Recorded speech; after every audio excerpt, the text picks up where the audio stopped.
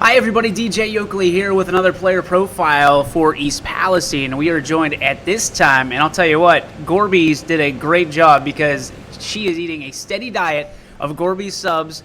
And you got the drink, the chips, the subs. It is Joclyn Fristik, the junior guard and the now officially big dog of the Valley. Joclyn, talk about just the incredible wave of support, of success that you've been getting and the hard work that's gone into it. Yeah, over the summer I realized I only have 2 more years left of basketball, so I just wanted to give it my all. So that's what I spent my whole summer doing. And you actually did. Literally the entire summer you were just weaving in and out of cones, doing a lot of things by yourself.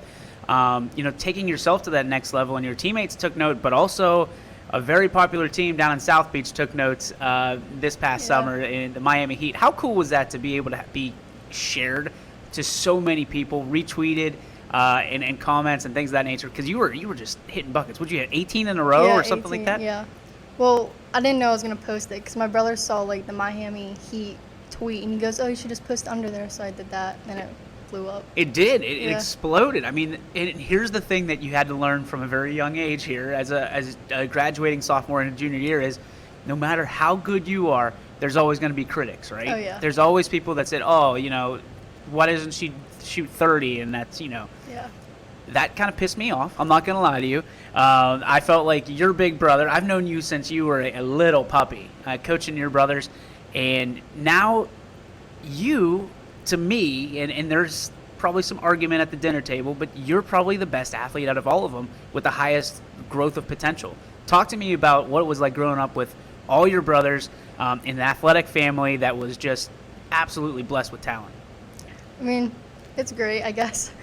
I guess my whole life I just always was with them during every single sport, and especially my dad teaching them, and they're just giving that back to me. So it's good. Your dad has been a huge supporter of you. Yeah. Talk to me about the relationship with your parents. You're a very close-knit family. You guys come from humble beginnings, and your dad and your mom both teach work ethic and how important that is. Talk to me about how you kind of brought that into yourself, and now you're taking it on your own to take your craft to the next level. I don't know. I guess I just always listen to them, especially my dad's speeches before every single game because he can't make it to them. Right. So take that to heart. What's that like? I mean, what's that like? Obviously your dad going through some illness right now, and we always say thoughts and prayers are with you guys. But what's it like to go on YSN? Your dad can watch, and you're putting up buckets like that, and in nearly every single game that you have dedicated to either your mom or your dad. You are the most humble young lady I've ever met. So talk to me about that, where that comes from. I mean, I don't know. I guess I just take that to heart because I know he's watching. Sometimes he doesn't watch because he's too scared. I'm making him nervous. But what's some of the best advice he's given you? Probably, I don't know. There's a lot.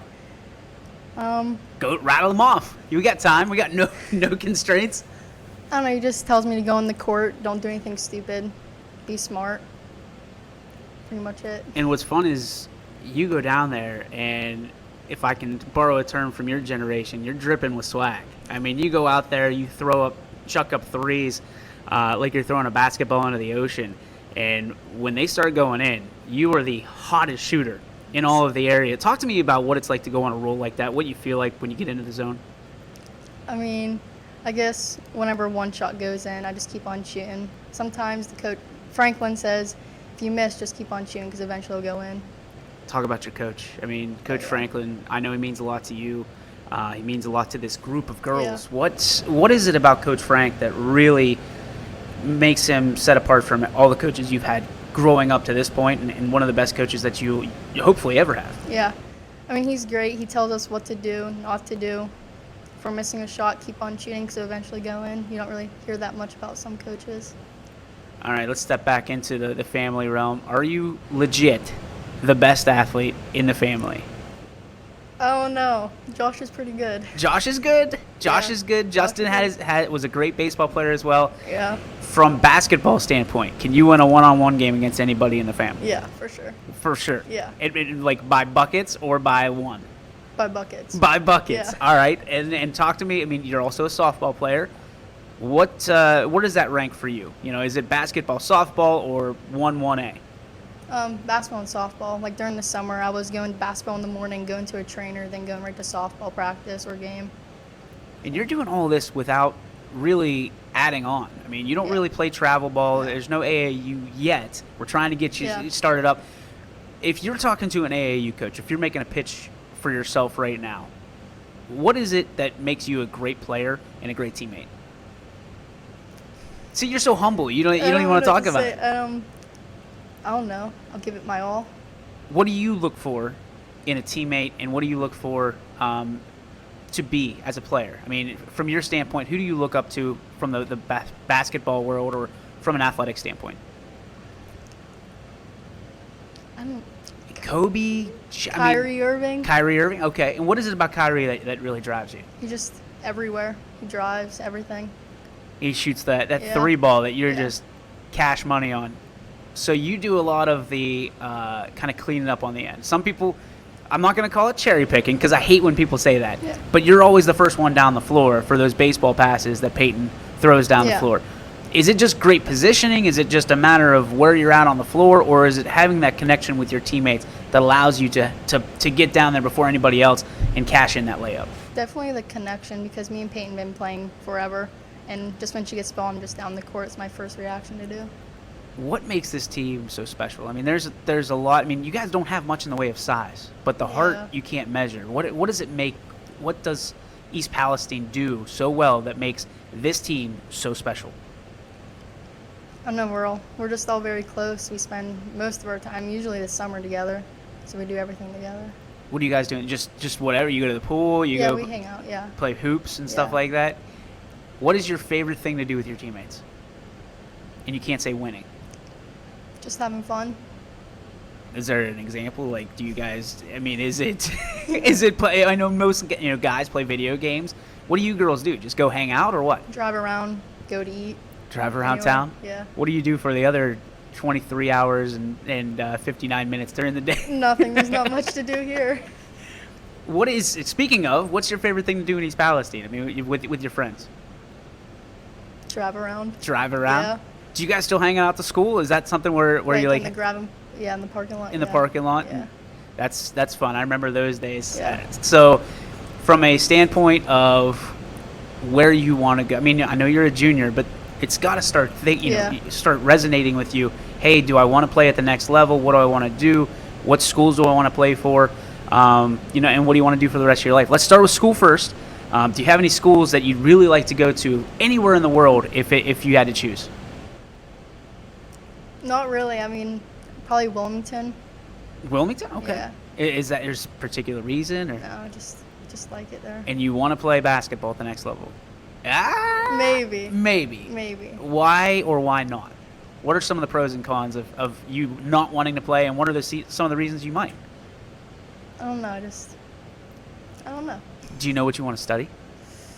No, but I know I want to be a phys ed teacher. You want to be a phys ed Yeah. teacher? Okay. And why? Is there a particular reason behind that? You just like gym class? Yeah, just gym class, being with the kids. Awesome. So from that standpoint, what is your favorite subject right now? Math. Math. So you love math, but you want to be a gym teacher. Yeah. Incredible. I don't think I've ever had those two connected together. Why do you like math so much? I guess just the numbers, Just the solutions Yeah. and to the issues, and I mean, like working out stuff. yeah. Problems. And it's funny.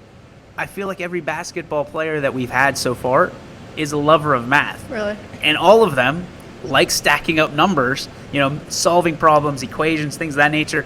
And they're doing it apparently both in the classroom and on the court. Yeah. So basketball and math, apparently, people, that's where it's at. Roll over. I mean, we're going to interview you for softball as well, but let's roll over to softball.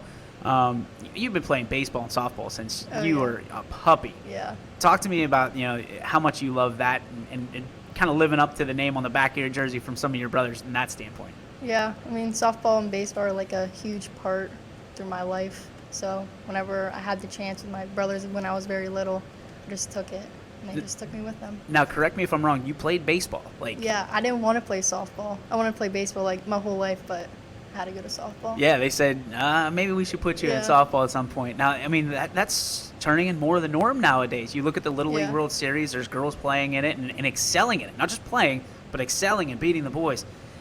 Does that make you, like, super proud to see that, Yeah. from that standpoint? Because you were doing it here locally. You Yeah. were really putting the girls onto the map, putting your entire gender on your shoulders here locally. How cool is that for you to be looked at as the athlete around here that can take on the boys no problem?